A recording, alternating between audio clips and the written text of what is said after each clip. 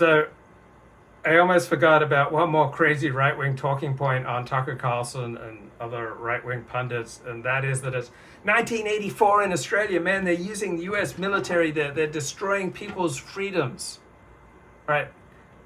That's not what's going on in Australia. Like in New South Wales, it's a centre-right politician, Gladys Bjorklund, who reluctantly locked down much of the state in reaction to the coronavirus. Australia's had about 1/50th per capita the number of deaths that the United States has had. And I'm not saying that's primarily because of their lockdowns and their social policy. All right, but I don't think it's crazy to believe that their lockdowns and other COVID-related policies have had some effect in reducing fatalities. But Australia is not turning into a George Orwell 1984 dystopian nightmare. They're making what seem to be reasonable decisions to reduce the spread of COVID until more of the population gets vaccinated.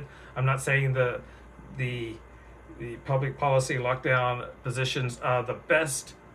I'm not saying that they're necessarily right. I'm just saying that from someone who doesn't know very much, that it just seems to me that the decisions they're making in Australia to reduce the spread of COVID seem prudent, right? They may be wrong, but I don't think it's because the politicians there are trying to install some 1984 dystopia, right? In New South Wales, it's a centre-right government. The national government is a centre-right government. This is not some left-wing Leninist, Marxist, socialist, communist, totalitarian dystopia.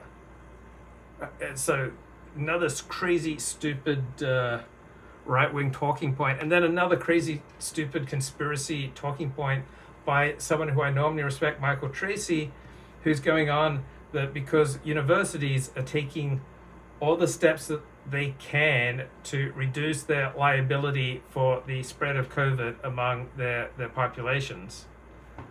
All right, because they're trying to use contact tracing, etc., then they're just going to keep control of people's lives forever. They're never going to relinquish their control of students' lives because university administrators, they're just closet totalitarians, and they're just going to seize this control of students' lives, and they're never going to give it up. And same with the politicians with their lockdowns in Australia and in Europe and in America. Once they get this control over people and get a taste for taking away the people's rights, and people will never get back their right to freedom of assembly, freedom to party, right? People will never get back their rights to freedom to peaceably, gather and worship, the God of their understanding. And I think this is bogus. All right, so are university administrators just secretly yearning to control all the intimate personal choices of students? No, that's exhausting. Right? It's stupid to think that they want that kind of exhausting level of control. Also, with that level of intrusion and control, there are also liabilities to it. It's not just something that can diminish your legal liability for COVID transmission, but there are going to be then other liabilities. All right, so this is how it is in life. You take a step to reduce your liabilities in one area, and you open up liabilities in another area. So no, governments are not going to just take away speech rights and assembly rights and religious rights, and universities are not going to interminably, minutely govern the lives of students going forward, because now they've got a taste of controlling people's lives, and man, they're just going to do this forever. It's just going to be 1984 dystopia, and things have never been worse. It's just an absolute nightmare, and people with power, they're never going to give it up. They're just going to keep their thumb on us, man. We're never going to be able to get back to church and the synagogue and the freedom of assembly, and life as we know it will never return. Right? I think it's another really stupid right-wing talking point that comes from people like Tucker Carlson, who often has quite intelligent things to say. Everyone will get COVID. Trying to prevent this is futile. All right. So many things to say to that. So if we're talking about COVID-19, which I believe we are, it would obviously be better for people to get it later rather than earlier, because we're getting better and better treatments all the time. It's better to get it when you're vaccinated, because tend to have a less severe reaction to COVID. So when we know more about COVID-19, we develop better treatment. So yeah, it's better to get it later rather than earlier. So I have no idea if everyone will get it, but to try to reduce death rates from a contagious epidemic seems to me common sense. Yeah, you take steps to reduce death rates. That doesn't mean you take every single step that you can possibly think of that might possibly reduce death rates. You have to use good judgment. Some steps are going to do more harm than good. So while they may make an infinitesimal reduction to COVID death rates, they may increase death rates in other areas, such as people needing elective surgery, etc. And there has been a lot of really bad messaging by public health authorities. Like England was prioritizing people washing their hands as a way to reduce the spread of COVID up until July of 2021, where we knew by last May that washing your hands was not a primo benefit in trying to reduce COVID. COVID is something that is transmitted primarily through the air, not on surfaces, and not people washing their hands. All this is in the context of a virus that is basically an inconvenience. As we have over 700,000 Americans now dead, and you're telling me this is a virus that is an inconvenience? Right, 700,000 Americans are dead. So we have about the same number of people who died on 9/11 dying every day over the past year and a half, and that's just an inconvenience? Maybe I'm overly sensitive, but I don't think 700,000 deaths of my fellow Americans with an average loss of life of 16 years per death, according to one academic study. Another academic study put it at 10 years.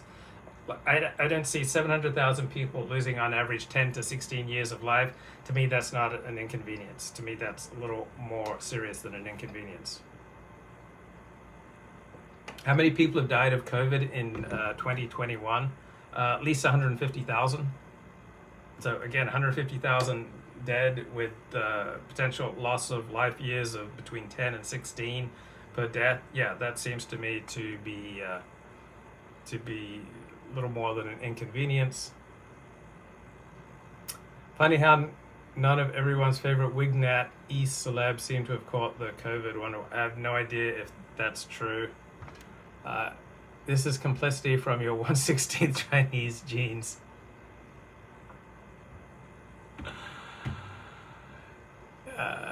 Chadson, committing suicide by testing positive for COVID does not equal a COVID death. So there are two components to a death certificate, and industrialized nations tend to be fairly rigorous with their death certificates. Imperfect, right? They're not perfect.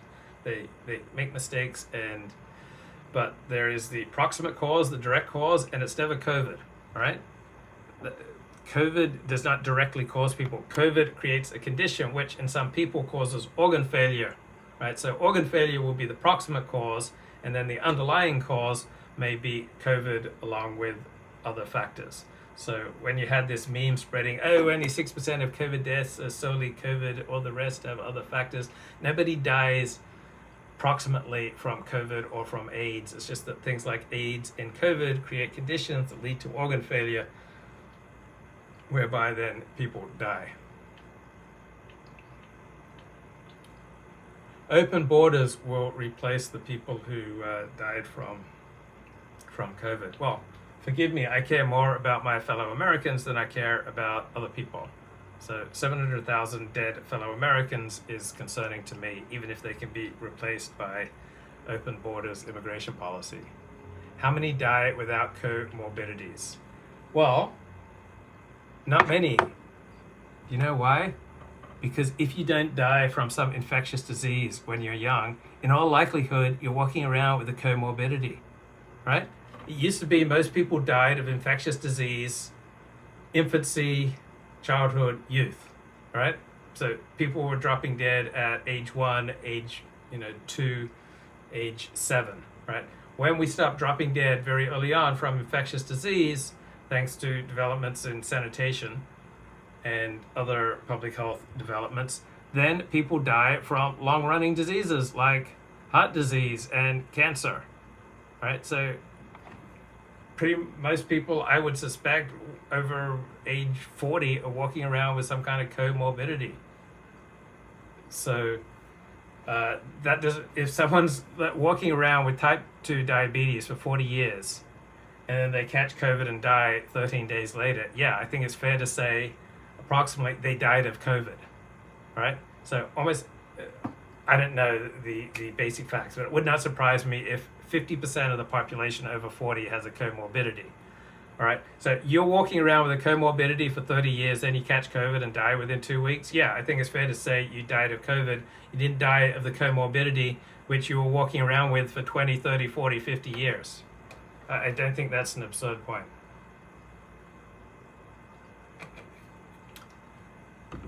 So Elliott claims that week after week the death rate is 0 in San Francisco. So let's have a look. San Francisco COVID deaths 2021.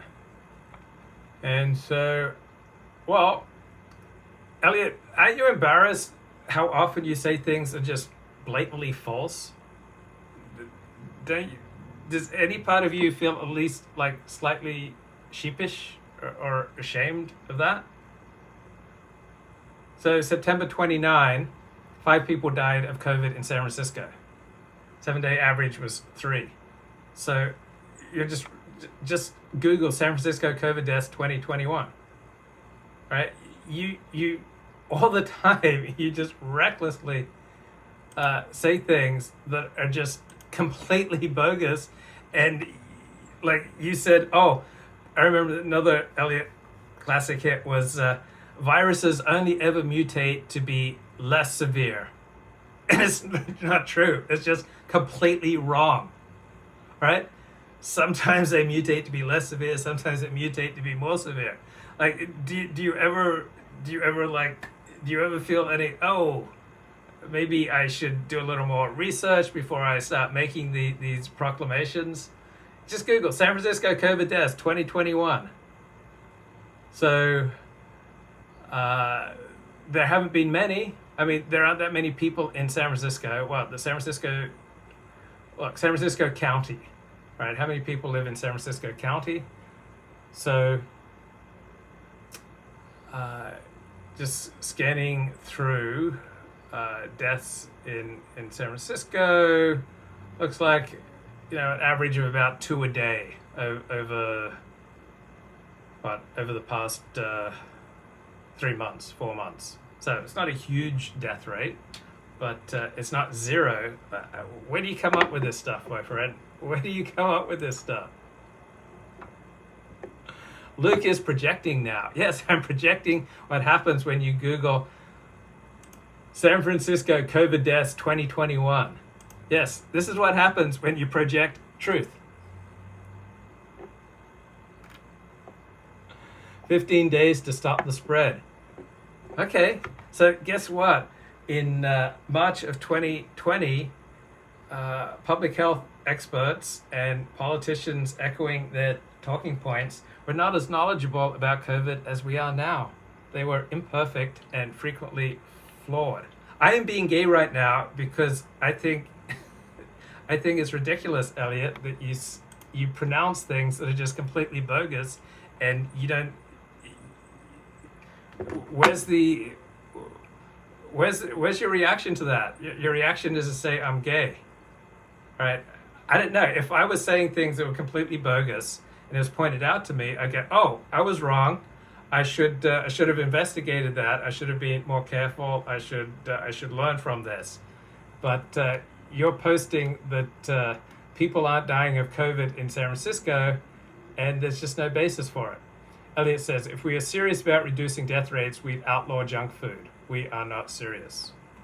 Really? So is that even viable? Like, how many countries have outlawed junk food? First of all, so it's a ridiculous, non-viable public policy. Second, let's say we implemented junk food restrictions. Like, what would be the result in life expectancy? Like, let's say we outlawed Coca-Cola.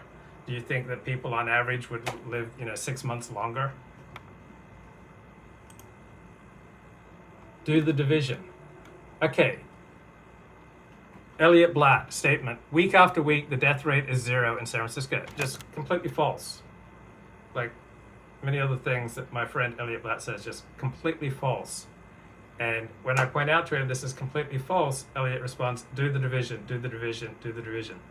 Locking down a society is viable. Well, we have had lockdowns. And guess what? Lockdowns have been a part of social policy for thousands of years. Social distancing has been used as public health social policy for thousands of years. It's in the Torah. You take certain people with contagious diseases and you send them outside the camp. So yeah, it is a viable policy. It's being used in the Western world. I'm not sure it's always the best policy in a particular situation. Oh, so limiting junk food is not viable. You didn't talk about limiting junk food. Elliot, you are so slippery and you feel no shame about being so slippery. You didn't talk here initially about limiting junk food. You said if we were serious about reducing death rates, we'd outlaw junk food. Now you're changing it to, oh, if we limit junk food. Right? There's no viable way to outlaw junk food. Now, many societies have tried limiting junk food. So Michael Bloomberg in New York City wanted to reduce the size of, colas that could be distributed. So how many average years of life do you think could be saved if certain limitations on junk food were implemented? So I suspect it wouldn't be that dramatic.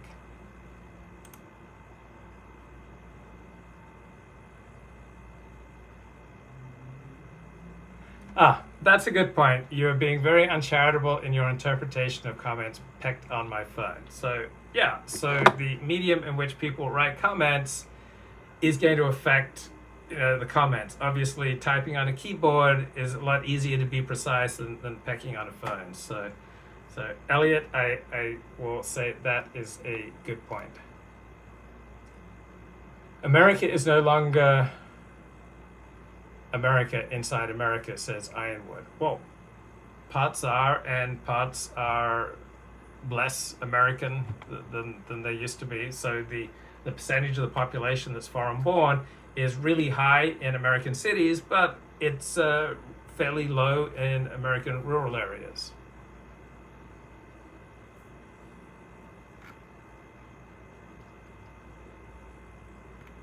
The Confederates won, after all, left, right, middle, all want to secede. Hell, why not, or make it stronger? It's not going to be a secession. It's not going to be an American Civil War. Texas is not going to secede. California is not going to secede. The United States will be the dominant country in the 21st century, just like it was in the 20th century. And by the way, China, which I think will collapse within 10 years, the situation there is awful. Like, it just keeps getting worse. Like, much of the country is out of power, and in their demographics, they missed, like, they thought they had 120 more million people than they do, and those people who they thought they had were young people who they don't have. So it used to be, like, last week we thought that China's population would halve by 2100, and then it changed to, oh no, it's going to halve to 2070. Now it appears like China's population is going to halve by 2050. Right? China is done as a major power. Right? It's just headed for collapse. So China's population projected to fall by half within 30 years. Within 30 years. Will there be a right-wing backlash? So speaking of backlash, I'm reading this terrific book on Iraq. To Start a War, How the Bush Administration Took America into Iraq, by Robert Draper. Terrific book. And it mentions that Saddam's administration had some plan to assassinate President Bush and his family. And it was a vague plan. They didn't put much effort into it.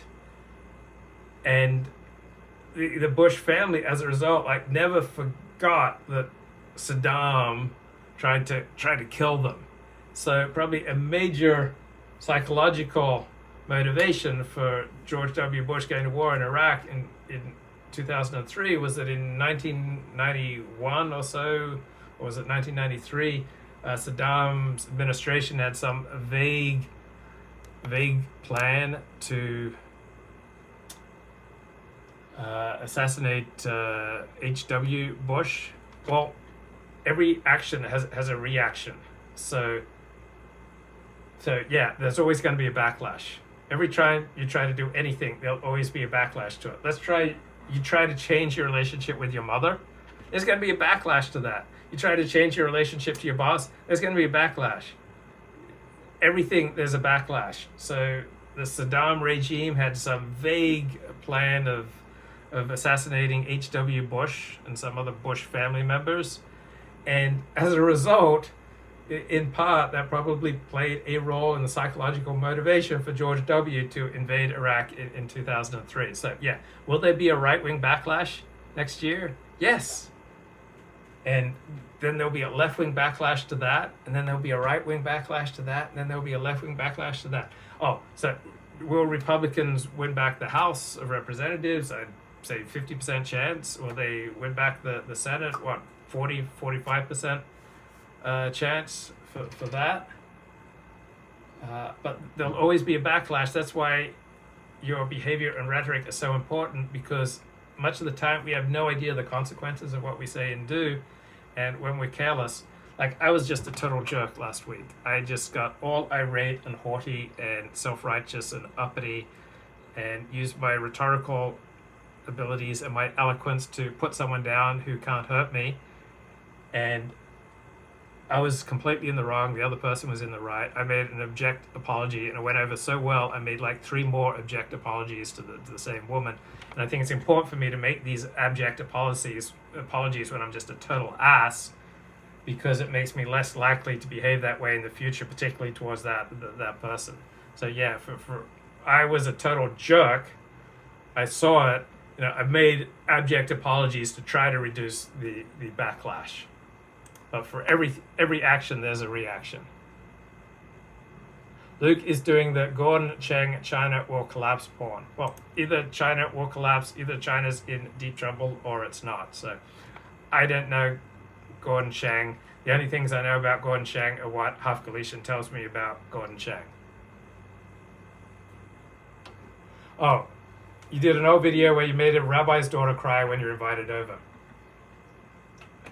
So this was at a synagogue where they were very nice, and they would often invite me over to meals, and I was invited to a meal of someone who became a well-known rabbi who had Larry King praise one of his books, and so he was an outreach rabbi, and as he was talking, I think over the Shabbat table, I was making the point that Judaism and Christianity have different emphases. And so in Judaism, the emphasis is more on law and righteousness, and in Christianity, it's more on things like faith and love and motives.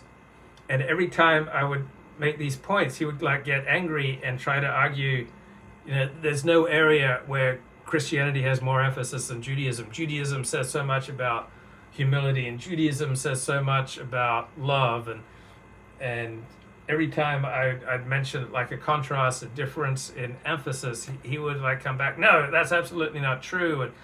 And I guess we started pushing back, as he would become more firm, I would, push back, and then I guess his daughter started crying, and other people were kind of appalled at my attitude. So I was supposed to have taken a much more subservient approach, or maybe I shouldn't have just challenged a rabbi in front of his family, or I didn't even think of myself as challenging. I just thought I could bring from my great breadth of experience growing up as a Christian, converting to Judaism, bring something interesting to the Shabbat table discussion, and I guess the discussion just got heated, and the daughter started crying. So I've not always been particularly astute with understanding the consequences of my own actions. I made a very nice yeshiva girl cry once when I challenged her about Torah from Mount Sinai. So Orthodox Jews do not like to talk about the divine origins of the Torah. They don't like to be challenged on who wrote the Torah. they will try to escape that question. Look, it's already happening. It's in from nullification. It's happening fast. Legal parts, sanctuary cities, Amish do not pay taxes. The free state of New Hampshire, and yet there's not going to be formal secession, and yet there's not going to be a civil war. And yet, remember all those awful things that were going to happen when Trump lost the election? Trump supporters were going to be purged. They were going to be put into re-education camps. There were going to be mass firings. There was going to be massive retaliation against Trump supporters. Hasn't happened, right? Trump supporters are just fine. Life for them is just fine under Joe Biden. There have been no definitive setbacks on average for Trump supporters in the United States of America. So all these hysterical right-wing points are just bogus. Tears in the Chicken Soup, a Shabbat dinner with Luke Ford. Wow. Good point. Bye-bye.